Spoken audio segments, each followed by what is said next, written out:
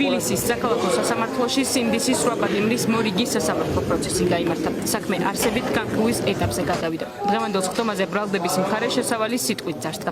პროკურორებმა აღწერეს ის გარემოებები, რის საფუძველზეც პროევროპული აქციების მიმდინარეობისას ეგრეთ წოდებულმა ხელისუფლებამ თვალპირი დააკავა. პროკურორებმა საქმის მტკიცებულებად პოლიციის სამედიცინო დასკვნის დართვა მოითხოვეს, რაზეც მოსამართლემ თანხმობა განაცხადა.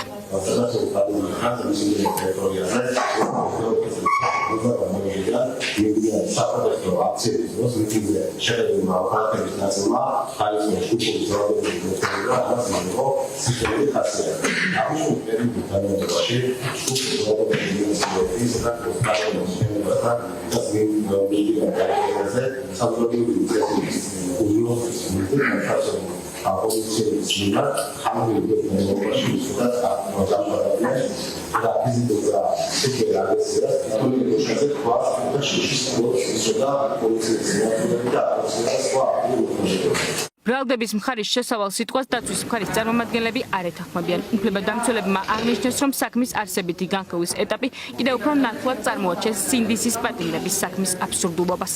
არ ვეთანხმებით იმ ფაქტობრივ გარემოებებს, რაზეც ბრალდების მხარე მისაუბრა, ვინაიდან სამართლებრივადაც და ფაქტობრივადაც აბსურდულ ბრალდებას წარმოადგენს, არ არსებობს მტკიცებულებები წარმოდგენილი, რომელიც დაადასტურებდა არათუ თუ არა და არამედ დასაკუთრებული ვარაუდის სტანდარტითაც, რომ ბრალდების მხარე, რასაც ედავება ბრალდებულებს, ნამდვილად განხორციელდა აღნიშნული ფაქტი. დღეს ბრალდების მხარისგან მოვისმინეთ შესავალი სიტყვები, რა ეტაპზეც ბრალდების მხარემ კიდევ ერთხელ მიუთითა ზვია ცეცხლაძის ბრალეულობასთან დაკავშირებით. მიგოჩნია, რომ შესავალი სიტყვის ეს ნაწილი კიდევ უფრო მეტად ხას უსვამს ბრალდების მხარის პოზიციის დაუსაბუთებლობას. აღნიშნული შესავალი სიტყვა მხოლოდ ვარაუდს ეფუძნებოდა და დღემდე არ არსებობს არავითარი პირდაპირ თუ ირიბ მტკიცებულება ბრალდებულის ქმედების დამადასტურებელი. სხდომას ხმაურის გარეშე არ ჩაუდგა. ადვოკატმა გურჯა აფსაჯანიჩულმა დარბაზის შეცვლის შუამდგომობა მას შემდეგ დააყენა, რაც ერთ-ერთმა ბრალდებულმა დარბაზში არასათანადო პირობებზე პრეტენზია გამოთქვა.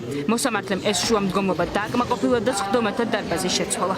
დაცვის ქვეშყოფი ერთ-ერთი, რომელსაც მე არ უცავ, აცხადებს იმას, რომ ელექტროენერგია ურტყავს მას და ეუბნებიან, რომ ხელი აღარ დაადო მაგ ადგილს. ანუ მის სიცოცხლეს საფრთხე ემუქრება და პროცესი უნდა გაგრძელდეს. როგორც აქამდე დღევანდელ პროცესზე ხალხმრავლობა იყო. რეჟიმის ტყვეების მხარდასაჭერად მათი მშობლები, მეგობრები, სამოქალაქო აქტივისტები შეიკრიბნენ. პატიმრების მშობლები სასამართლოს უსამართლოს უწოდებენ და არანაირი მოლოდინი აქვთ. თუმცა მაშინ, როცა მათ შვილების ნახვა შუშების მიღმა შეუძლიათ, ერთადერთ გამოსავალად მხოლოდ პროცესებზე დასწრება რჩებათ.